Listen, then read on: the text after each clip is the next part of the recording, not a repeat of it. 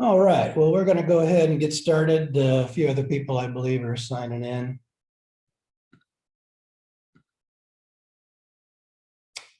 And just want to welcome you to this retirement wealth preservation workshop. If you have a chat, just bring up your chat. If you have questions as we go along, I'll try to answer. If you can hold them to the end, that would be great. If you would, in your chat, just let me know you can hear me okay.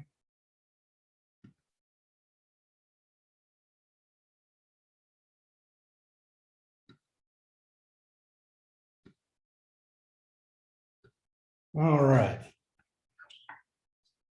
Well, during the course of this workshop, I'm going to show you how to create the perfect retirement financial foundation. These are strategies and concepts that your banker and broker aren't going to show you. I'm going to show you how to create an income that's guaranteed for life, even if the account balance goes to zero. But first, you might be wondering how I'm qualified to guide you through this process.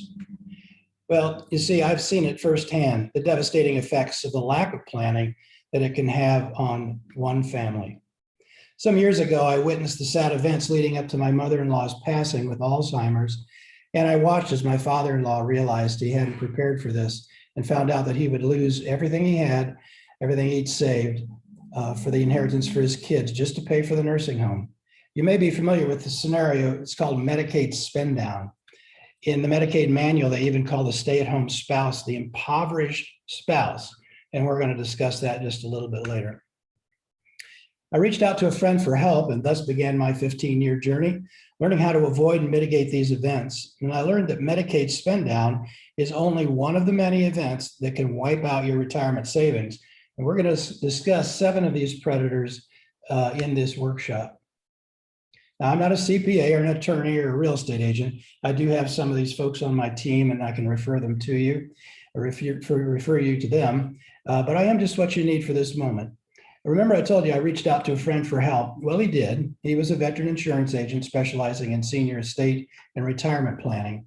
And under his wing, he taught me everything he knew about the perfect retirement plan. So now I'm a licensed North Carolina insurance professional. I've been at it for about 15 years, have experience in life insurance and annuities, and I specialize in probate, estate, and retirement planning. I've got years of experience in tax planning for IRAs and other qualified plans, and also how to grow your money with no loss guaranteed.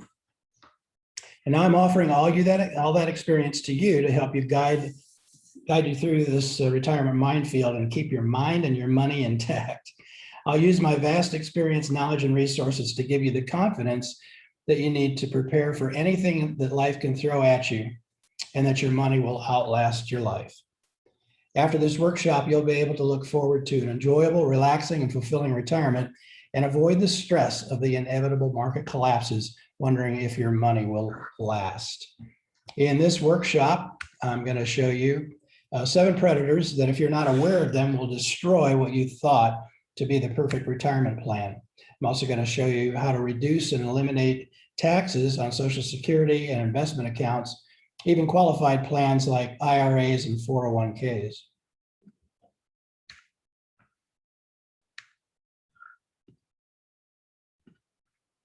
And also how to create an income stream you can never outlive, even if the account balance goes to zero. At the end, I do have a special offer for you, so make sure you stick around till then and take advantage of that. So what do you think is the biggest threat to your retirement wealth? Here's a brief presentation to help guide you through. If you think you know what it is, just type it in the chat there.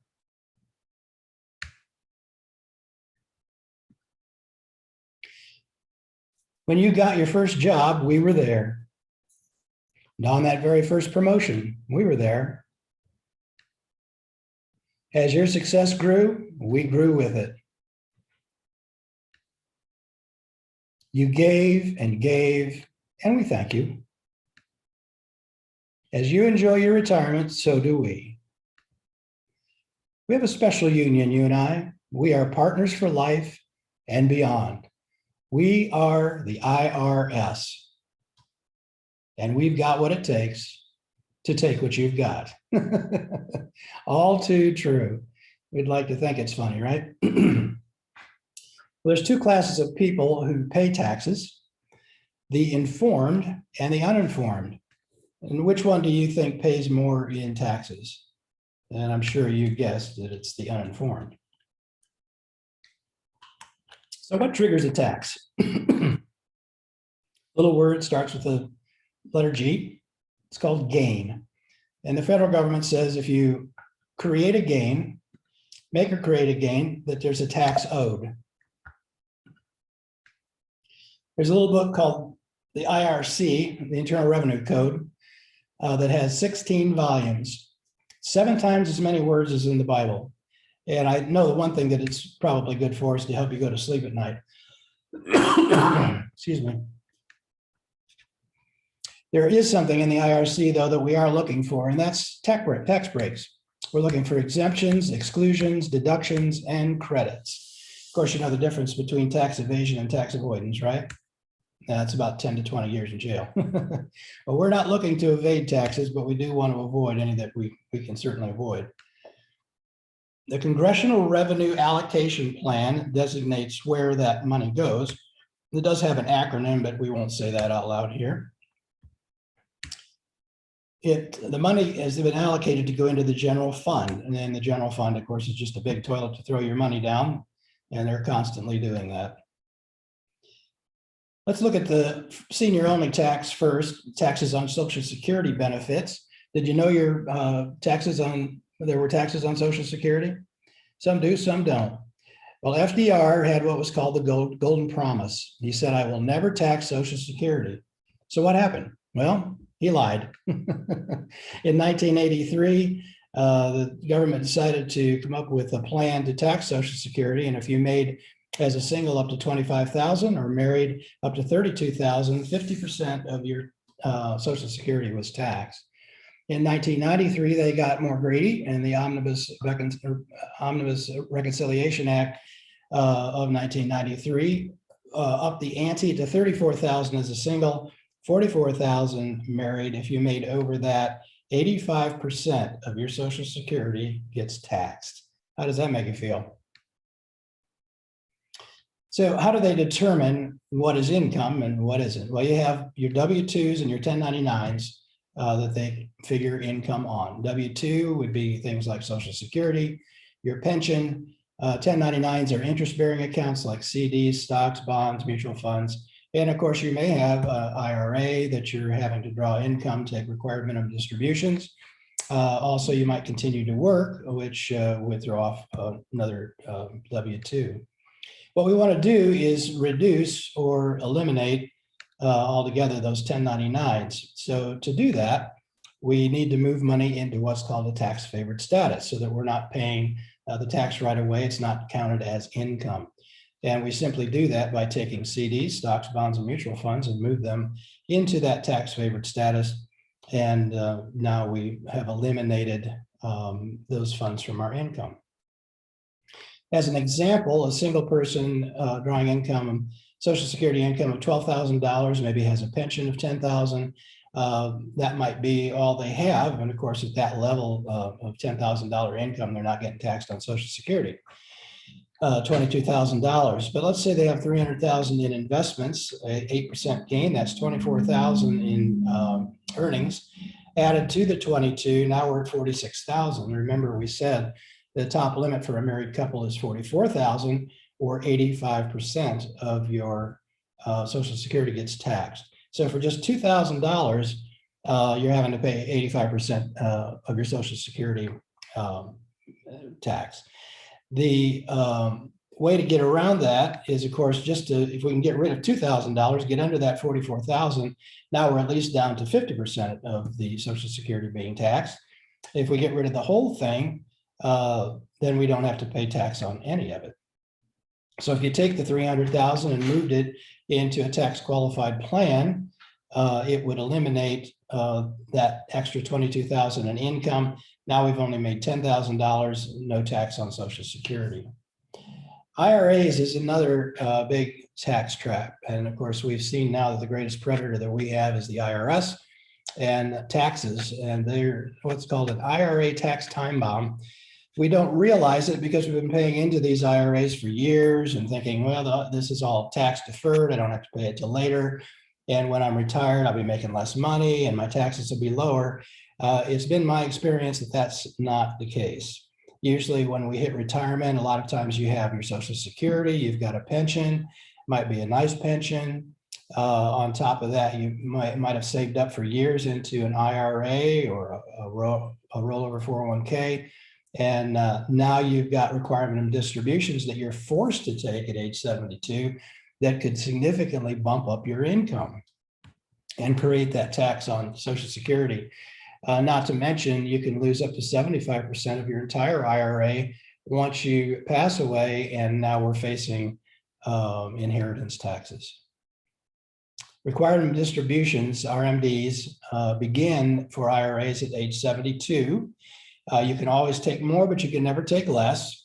They forecast RMDs to develop tax-efficient distribution plan over your life expectancy. RMDs, when you don't need them, are a big tax problem. And if they're not spent, they're now fully taxable. If you don't take them, there's a 72% penalty. So what does the current administration need more than anything else? They need tax dollars. The current administration has already said they're going to raise taxes. And I just read recently that in this new tax budget reconciliation plan that they're looking at, they're coming after IRAs and 401ks to force people out of those products so that you have to pay the tax. It looks like they'll probably force you out of a 401k into a Roth, which is tax-free. We're going to look at that in a minute. And there are some strategies that we can implement now before this all happens to help roll out of these products and avoid excessive taxation later when the taxes are higher. So taxes on IRAs, you know what IRA stands for, don't you? It's called an internal revenue account. If you had $300,000 in an IRA, you've got 28% federal tax, probably 7% in state tax, that's 35%. And then if you pass away, you've got a state tax, additional state tax of 40%.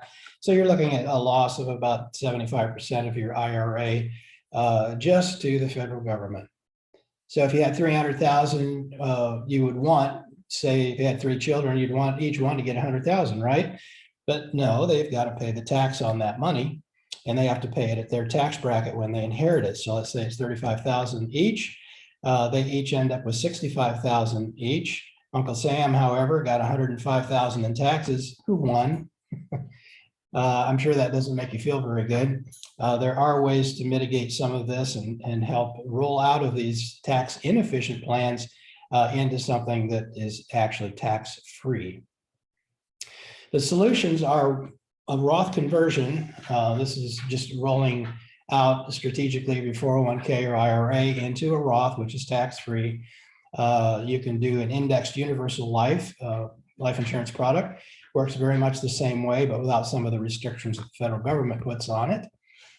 These are the only 2 tax-free opportunities that there are. Some people would maybe say bonds are tax-free, but bonds can accumulate wealth. And as they grow, they trigger a tax on Social Security. I can provide you with a free analysis of these accounts and show you what the numbers would look like to do this rollover. I put my Calendly link in the chat box, and you also have it here if you just want to copy it. You can also reach me by email at rogerhealy1@gmail.com.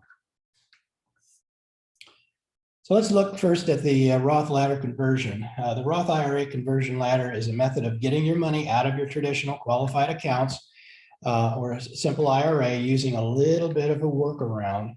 There's no future taxes to you or to your heirs. So after a 5-year period, you can start pulling out gain and using it for income.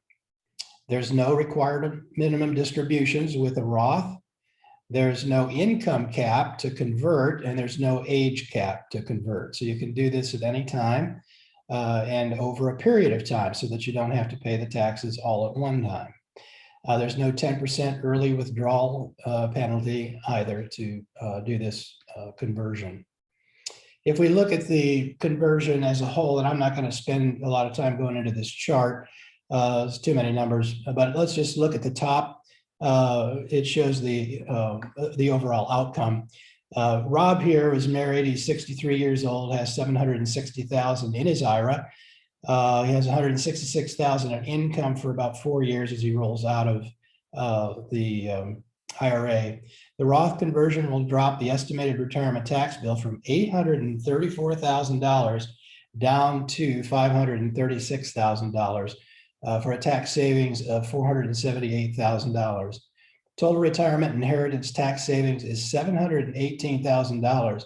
So if you look down here on the right-hand side, this Roth balance at the end of a 10-year period, 11-year period, after paying all the taxes and rolling out of the product, the Roth has $1,453,953, all tax-free, both to you as income coming out and also going to the heirs if something were to happen to you. The Roth ladder conversion can save over 6 figures in retirement. Wouldn't that be fantastic? You can book a free consultation with me and I can actually run the numbers to look at rolling out of your 401k or IRA into this Roth. Again, my Calendly link is in the chat box. You can also take the money and put it into an IUL, which is an indexed universal life product. These are mirrored to the market. They're not in the market, so you can't lose any money in these products. It's a strategic rollout, just like the Roth. Flexible premium payments. You can raise the payments, lower the payments, depending on things that might change over time. There's a potential for higher interest rates, interest earnings without market risk. You can't lose money due to a market collapse. The earnings and cash value are not subject to market losses. There's an option to borrow against the cash value later in life. It's an actual tax-free, interest-free loan, they call it. There's an option for a tax-free retirement income. There's living benefits that help with long-term care and accidental death benefits, and it's tax-free totally to the heirs. I mentioned the bond replacement, and although bonds are tax-free, income can affect taxes on Social Security. If you had, say, $1 million in your portfolio, 600,000 in securities, and 400,000, if we took the rest of it and split, we could put 400,000 in a bond, 400,000 in the fixed. If you went the bond way, you'd be paying an advisor 1.5% or $6,000 a year in fees. With the fixed indexed annuity, you'd pay nothing. The fees over 35 years would be $210,000. Fees for the fixed indexed annuity are zero. The average rate of return is 3.5% on bonds. The average rate of return is almost 7% on the fixed indexed annuity. In this example, the bond value after 35 years would be $1,333,436, but the fixed indexed annuity would be at $4,187,610. That's a pretty significant raise in growth there, isn't it? In this example, the fixed indexed annuity betters the bonds by $2,854,000, and you save $210,000 in fees that you don't have to pay with the fixed indexed annuity. So if you do have a stock portfolio with bonds, you might want to take a look at that bond replacement idea. Now, there's 7 common planning errors that if you can avoid will help protect your retirement nest egg. One of the common errors is only having a will or no will at all. In North Carolina, if you don't have a will, it creates problems in that they'll force you to split the assets 50-50 with the spouse and the children. You have a loss of inheritance to taxes.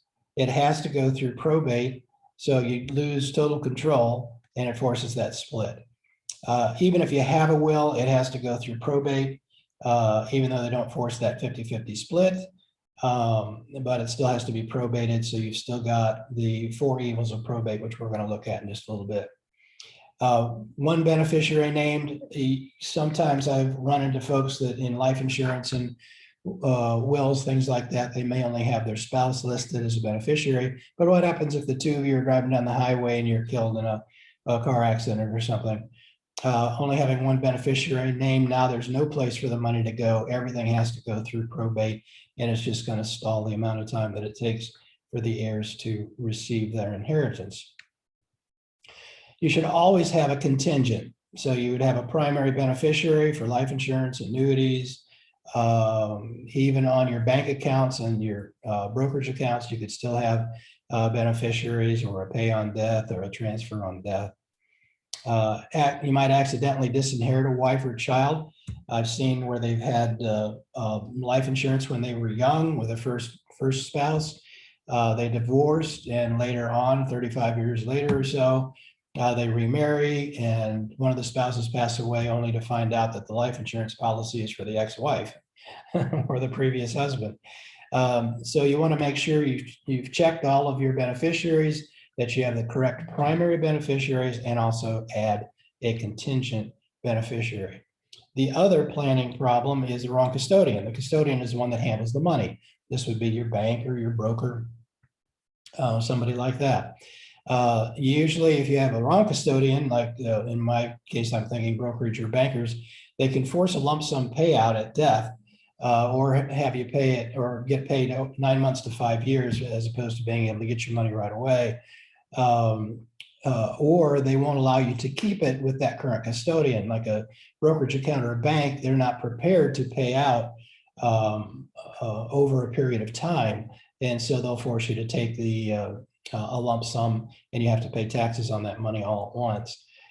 Preservation is not their main concern. Their main concern is having you stay in the game,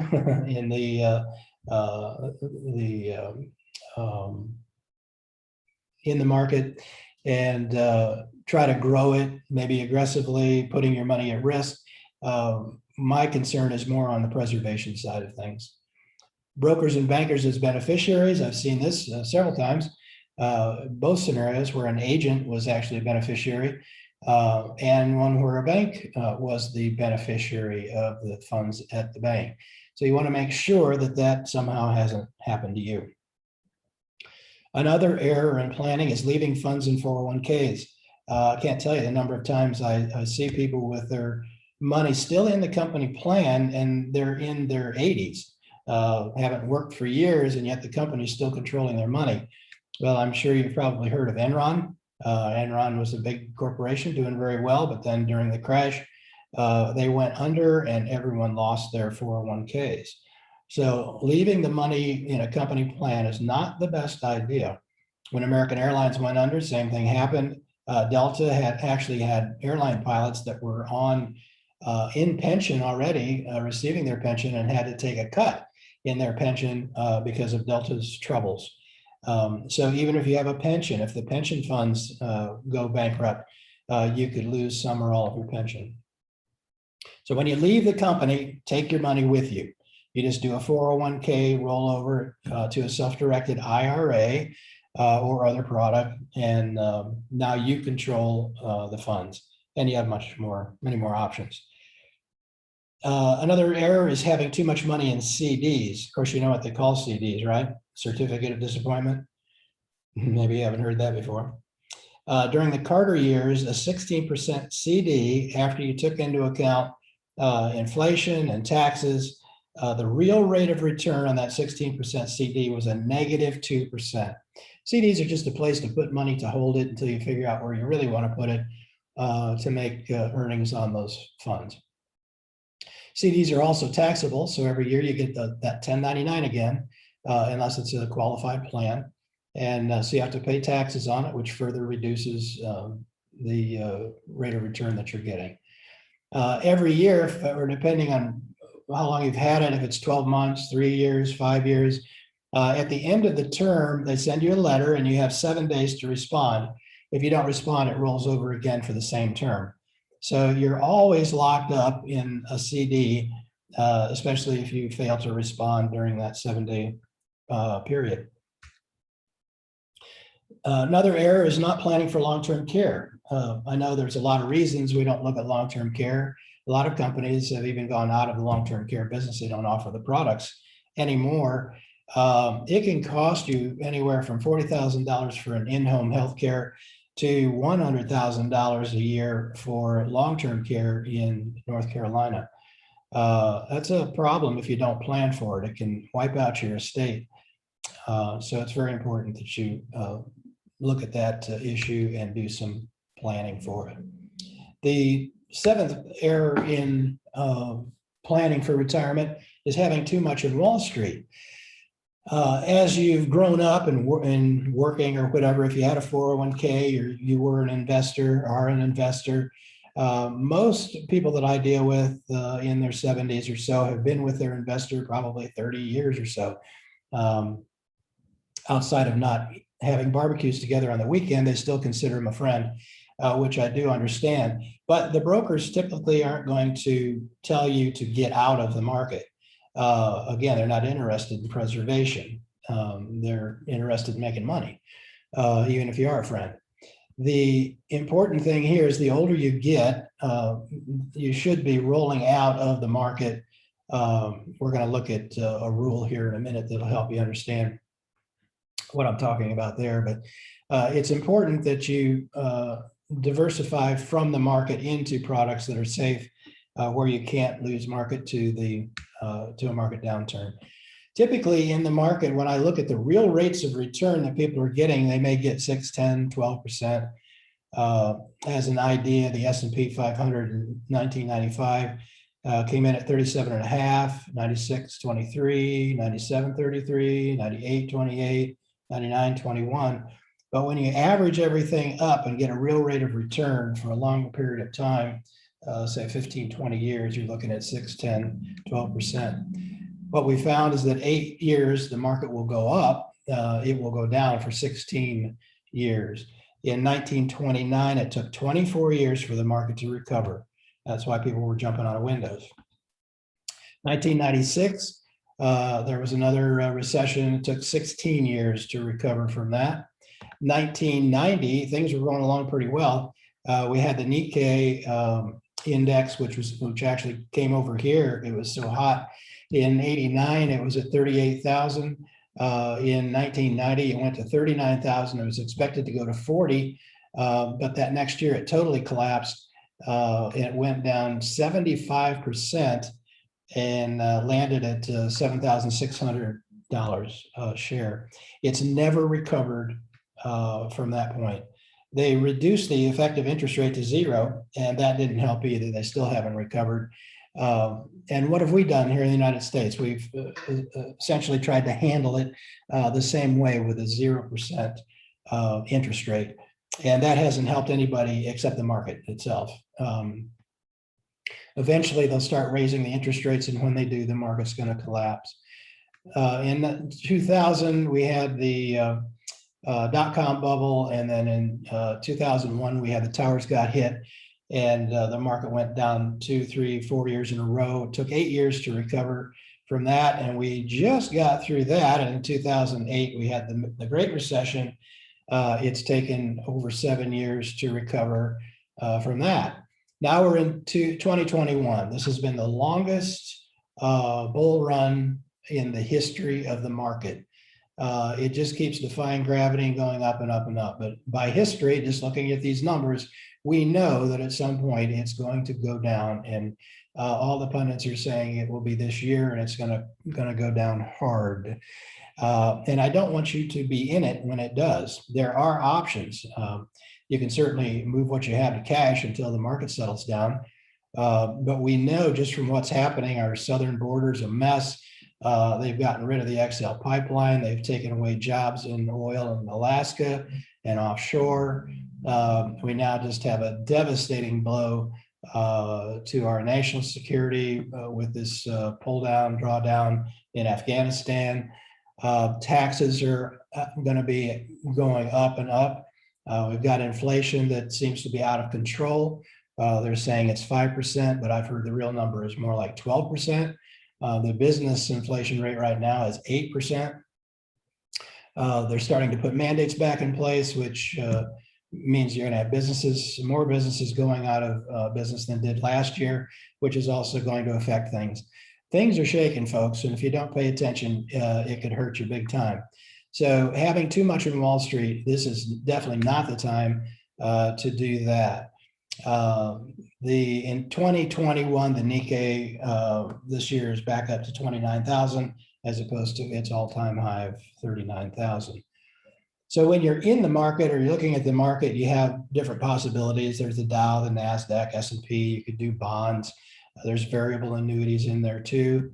If you had 100,000 and you put the money in, there's only three ways it can go. It can go up, it can go down, it can go sideways. Which one would you want to keep?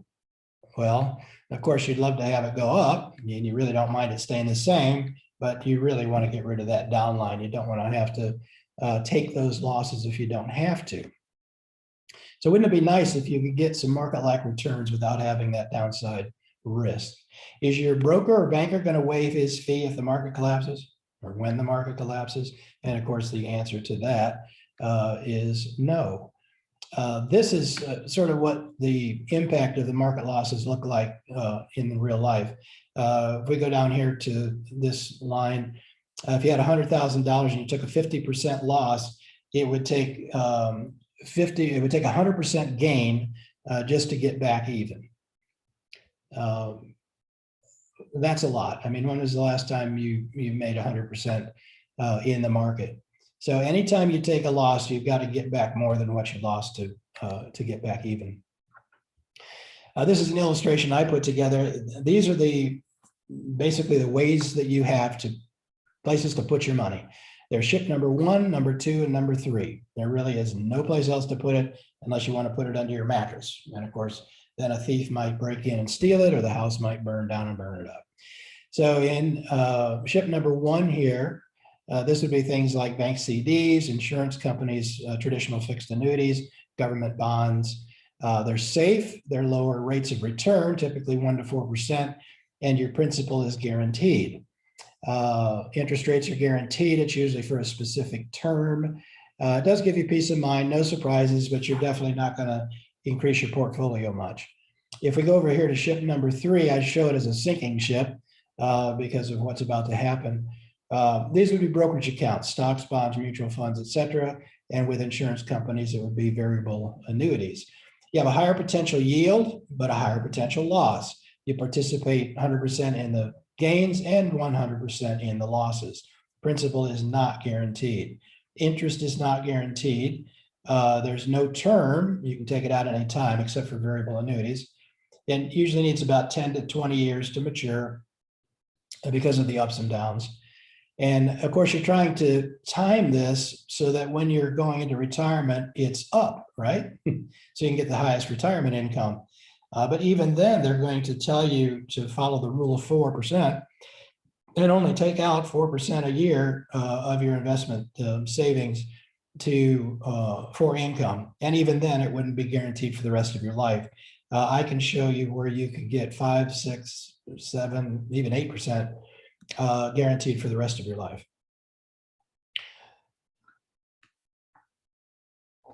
No, didn't do the middle boat. The middle ship number 2 is a hybrid of 1 and 3.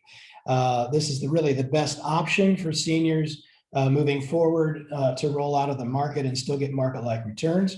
It's safe, gets higher potential yields, anywhere from 4 to 10%.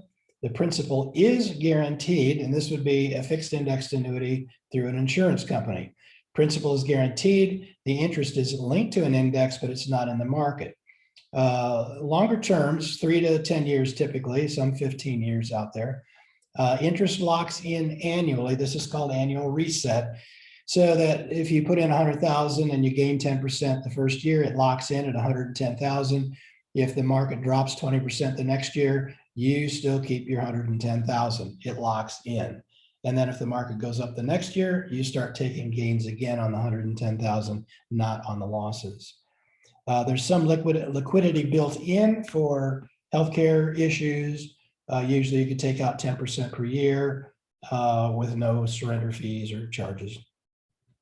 And it's higher than CD rates. So typically you get more liquidity, a little bit higher rates than bank CDs, and it's tax deferred. So you don't have to pay the taxes. You get a 1099 every year on those. I mentioned the rule of 100. 100 minus your age gives you the amount that you could conceivably have at risk in the market. So If you're 60, from 100 is 40% of your portfolio, could be invested in securities. It's just risk versus reward. It's how much your risk tolerance is versus how much you want to gain. This really is not a time to be greedy. I've seen it in 2001, 2008, 7, 8, where people just hung on because the markets were doing so good and they just hated to get out. But really, it just doesn't take a genius to know that this market is not going to last forever. And when it goes down, it's going to wipe out all of the gains and then some. And why not move out now and lock in the gains and move into a product where you can still make anywhere from 6 to 10%. So I mentioned annuities. Now, usually when I mention annuities, everybody leaves. So please don't leave. The annuities have gotten a bad name, I think, for most people that I've talked to because of variable annuities. Annuities have been around since the Roman times. They paid their soldiers through annuities. In modern times, our educators are paid through annuities. Their pensions are paid through annuities. Most of the lotteries are paid through annuities. Annuities are great products. It's really the only product that can give you a guaranteed income for life, even if the account balance goes to zero, provided you meet, their rules and regulations. There's a fixed indexed annuity that indexes to the market, but it's not in the market. And I'll go over that in just a minute in a little more detail. Immediate annuities are just what they imply. You put the money in and it gives you a payout for a specified amount of time or a specified way, like an individual or a joint account. Fixed annuities are more like a CD with benefits. It offers a specific guaranteed rate of return for a specific time. Usually you get 10% liquidity that you can pull that money out without any penalties, unlike CDs. It is tax deferred, unlike CDs, so you don't get that 1099. And it can provide an income stream for life, which a CD cannot provide. Variable annuities are the worst of the bunch because they are in the market. They're exposed to risk. You're 100% in the market. You take the 100% of the gains and 100% of the losses. With a fixed indexed annuity, the insurance company bears the risk. With variable annuities, you bear the risk. So let's look at a fixed indexed annuity in a little more detail so you can understand it. I think once you look at the product and understand the product, it'll definitely be your go-to product. If you put $100,000 in and the first year you captured 10%, you'd be at $110,000. The principal is guaranteed. Once you get through the first year or a year period of time, the interest that's gained locks in. If the market collapsed the next year at 40% loss, what would happen to your $110,000? And the answer is absolutely nothing. You won't lose that money. You would still have 110,000. It's locked in. So the next year, if the market went back up 10%, you would capture 10% or 121,000. Meanwhile, you lost 40% if you were in the market, took you down from 110 to 66,000 in losses, and it will take you 66% just to get back even. Meanwhile, on the other side, if you capture another 8%, you're up to 130. Meanwhile, the losses that you took initially, you still haven't recovered from. And now all of a sudden we've taken another hit and down 20%. Whatever gains you made in the market, you just lost them. But with the indexed annuity, you're still at 130,680. You haven't lost a dime. Same thing, the market always starts to come back, 143,000. At the end, you're at about 200,000. Typically, we double the asset every 7 years or so. In the market, you're just continually like driving down a highway with one foot on the brake and one foot on the accelerator. You just can't really make traction. This is a visual look, graphic look at an annual reset product, and you'll notice if we're starting out here at 100,000. This was in year 2000, I believe we were looking at, 2000. That's when the dot-com bubble got hit. And then in 2001, the towers got hit. and the market went down. So from 2001 to 2002, it was in the tank. So if you put $100,000 in, you wouldn't have lost a dime in the fixed index annuity. It would have stayed the same. But if you were in the market, you'd have lost 2 years in a row. And now you're struggling to get back even and climb back up to get even. And it took till 2007 just to get back even. Meanwhile, the fixed indexed annuity was also making gains. Every time the market went up, it got a portion of those gains, and it went up too, but it's at 132,000 where the market's at 107,000. And then the market collapsed again for another couple of years and kind of floundered for a little while. Took about 8 years to come back. By then, you're at 135,000, and in a fixed indexed annuity, you'd have been around 178,000.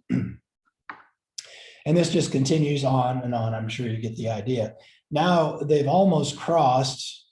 So it would have taken you all these years to get back even and actually catch up to a fixed index annuity. So what happens if this year, like the pundits are saying, the market does collapse and go down? The fixed index annuity is going to stay right where it was up here, 217,000. And meanwhile, you're going to take a loss that's going to wipe out all of your gains and more. And now you're back trying to catch back up again. And every time there's a gain, the fixed index annuity is still going up. Never lost a dime during that whole process. This is an illustration that I ran, and this is to show you what these products can do. And I'm happy to run these for you as well to give you some idea. If you just want to look at the numbers, it doesn't cost you a dime, just a little bit of your time. And we can talk about that either over the phone or in person.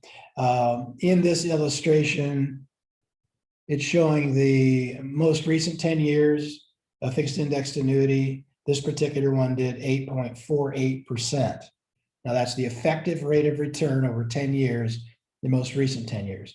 The lowest 10 years in its history, it did 7.5%. So even at the lowest for this particular product, it still would have doubled the asset in 10 years. And the highest 10 years that it did was 9.78, almost 10%. Now that's not bad. You're more than doubling the asset in probably 5, 6 years, something like that, at 10%. And that's all tax deferred, principal guaranteed, can't take market losses, just market gains, and a no fee product. We did talk about long-term care planning, and this is a major issue that you need to be aware of. As I mentioned, in-home healthcare can cost $40,000, long-term care $95,000 a year. If we have our Jim and Wanda illustration, they have income of about $2,000. Jim's Social Security and Wanda's Social Security, which is kind of the way I see it most of the time. Assets, they have $150,000 in the home, $250,000 in savings.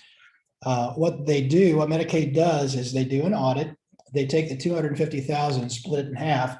Half of it goes in Jim's column, which is the $125,000 here, and Wanda gets $125,000 in her column. Jim's is spent down. They spend that money down to $2,000. Once it's spent down to $2,000, they take his $2,000 in Social Security, and they allow him to keep $35 a month for sundries like toothpaste, et cetera, et cetera. The $2,000 excess comes back up to Wanda, and she gets spent down to $109,000. She can only keep $109,560 out of whatever her half of the assets are. She can keep one car, she can keep a burial plot, she can keep $1,500 in cash value life insurance, and she can keep the house until she passes away. And then the house will be forced to be sold, and the assets go to asset recovery or estate recovery for whatever Medicaid paid for Jim while he was in the nursing home. So one of the ways around that is to call Dr. Kevorkian. Remember the death doctor? I don't think that's probably a good idea, so we'll take him off the table. You could get long-term care insurance. Most people don't get it because of the cost. It's very expensive. It could be your health is not the best and you just can't get it. A lot of people just don't understand it and probably aren't even looking at it until they get in their 50s and 60s. And once you get into your 70s and 80s, it's just cost prohibitive. Some other things you can do. One is a Medicaid qualified annuity. Now, what this does to Jim and Wanda's scenario is instead of the $250,000 being split, you take that off the table and move it into a Medicaid qualified annuity. Now there's no $125,000 in Jim or Wanda's column to be spent down. The other advantage to this is that it can create an income for Wanda to make up for the $2,000 that she lost in his when he went in because they're going to take his Social Security. She now is able to get that $2,000 a month back from the annuity. There will be a state recovery after that, and if there's anything left, it would go to the beneficiaries. Some additional planning solutions. So we mentioned the long-term care, a modified endowment contract, which is a lump sum payment into a life insurance product, which then becomes a MEC. If it's never used, the amount goes to the heirs tax-free, but you can take it out and use it for long-term care as well as a modified endowment contract. The Medicaid qualified annuity we just looked at, Medicaid qualified trust. You can do a reverse mortgage, which would be last on my list of things to do. There's a 5-year look back with Medicaid. So if you gift things out to your family or what have you, or you gift the house to your children or they take it over, if they look back and it happened within 5 months of you or 5 years of you going into a nursing home, they put you in a penalty box. So you have to pay for the nursing home out of pocket until you make up the equivalent of the difference. You can also put money back into the house and use that to live off of as well. Okay, and we did, I think this is the last point, the evils of probate, which I mentioned up front. Probate can be devastating just with its cost, the time that it takes. It's very public. It's contestable by anyone at any time. So we need to avoid the evils of probate. If you remember Anna Nicole Smith, she was the blonde bombshell that married the rich billionaire. Of course, they married for love. She wound up, all he had was a will. He did not have a trust. And she contested the will, tied up all the money for years. The son didn't get anything and she got millions. That's not the way it should be. And there are ways around that. There is a cost to probate, 4 to 8%. That doesn't include taxes. 48% can be court costs, lawyer fees, a percentage of your estate from the probate lawyer, if that's the way they charge. Just depends on the lawyer. The time, it can take anywhere from 9 months to 2 years to clear it. If it's contested, it can take longer. And it's very public. You can get the information at the courthouse. And of course, now in an age of technology, you can also get it from the internet. So you want to try to avoid probate at all costs. And some ways to plan for that is a legal package. This legal package is a revocable living trust. The revocable living trust would include, well, the actual legal package, total legal package would include the trust, the power of attorney for healthcare, a power of attorney for finances. Those powers of attorney are for when you're living. If you become unable to take care of yourself, you're in a hospital or a coma, the power of attorney allows whomever you designate the ability to deal with the medications and the doctors and make decisions for you. Power of attorney finances is just what it says. If you're unable to pay your bills or whatever, it allows them to do the banking, make deposits, withdrawals, and write checks. You also have a living will as part of this package. That's pull the plug, don't pull the plug.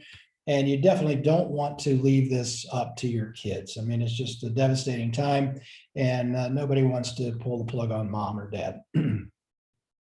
So a living will is very important. It also helps with the estate planning so that things go smoothly on that end of it too. And there's also a pour over will. So you still need a will in this. It just pours over into the trust and your successor trustee. Then everything that's in the trust is owned by the trust, avoids probate, it's private, the money transfers immediately, and the successor trustee disseminates it according to your will. Now, if you need help with this, again, I put my link in the chat. That Calendly link, you can either write it down or just click on it in the chat. Or my email, rogerhele1@gmail.com. We can start a conversation that way as well. So to kind of bring things to a conclusion, the perfect foundation that I talked about at the beginning, every house has to have a foundation or it's just not going to stand, right? In this case, our foundation is safety. We don't want to lose the money, and I've shown you ways to move out of risk investments like brokerage accounts, et cetera, into things like fixed indexed annuities, other products that can keep you safe, but still give you a reasonable rate of return. The liquidity aspect of it, you still have access, use, and control of some of the funds. Tax favored in that it is tax deferred. Of course, if it's an IRA, it already is, or 401k or other qualified plan. But if not, if it's just a regular brokerage account, you're moving from a taxed position to a tax deferred position. Probate free, I've shown you how to avoid probate. Things like annuities and life insurance go around probate automatically. They're already a trust with beneficiaries. Again, you'd want a primary and a contingent beneficiary, but life insurance and annuities pass directly to your heirs. Bank accounts, brokerage accounts, things like that, you want to make sure you have a transfer on death or a pay on death on those accounts. And a couple people listed a primary and a contingent, just in case you and your spouse would die in a car wreck, you'd be able to get that money into the hands of your heirs right away without going through probate. Nursing home protected, these products as well can be taken out without any penalties. You can liquidate the entire account on a fixed indexed annuity for nursing home care, in-home health care, and terminal illness. And we talked about decent return, 6 to 10% is pretty reasonable. I think if you look at giving up 2% to get everything that you gain and having no risk and having peace of mind is probably a good swap there. And lastly, the best part of the foundation is a guaranteed income stream that you can never outlive, even if the account balance goes to zero. This is clearly the one advantage of an annuity or a fixed indexed annuity that no other product can offer you. CDs can't offer it, banks can't offer it, brokers can't offer it. None of them provide a guaranteed income stream for life. I had a gentleman that had over $1 million in a brokerage account right before 2008. I practically begged him to move some of that money out because he was relying on it solely for his income, and he was working the 4% plan, only taking 4% out, which was enough to meet his needs, just barely. He didn't listen. He left the money in. He lost almost 70% in 2008. That kind of devastation hurts, my friend. Took him down to about, what, 130,000. He could no longer live on his off of that 4% rule with his brokerage account, and at age 71 had to go back to work. If he would have followed my prescription and the plan that I put together for him, he would have had $75,000 in guaranteed income for life. And even if that account balance had gone to zero because he lived too long and spent all the money, he still would have gotten that $75,000 in income. So definitely something that you should take a look at. You probably want to hear what some of my clients are saying. I don't like to brag on myself, but I'll let them speak for me.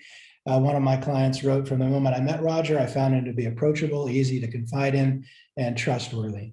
Roger's knowledge and understanding of all aspects of finance and investments have allowed my husband and I to continue to grow our portfolio while living a comfortable life off the earnings.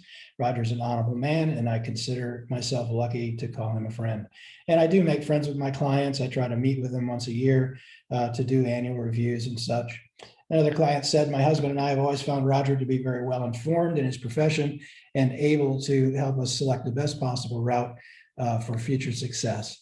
And lastly, you'll find Roger very easy to work with, and we think you'll feel comfortable with him. He's very knowledgeable. You'll be impressed with how his products can help you."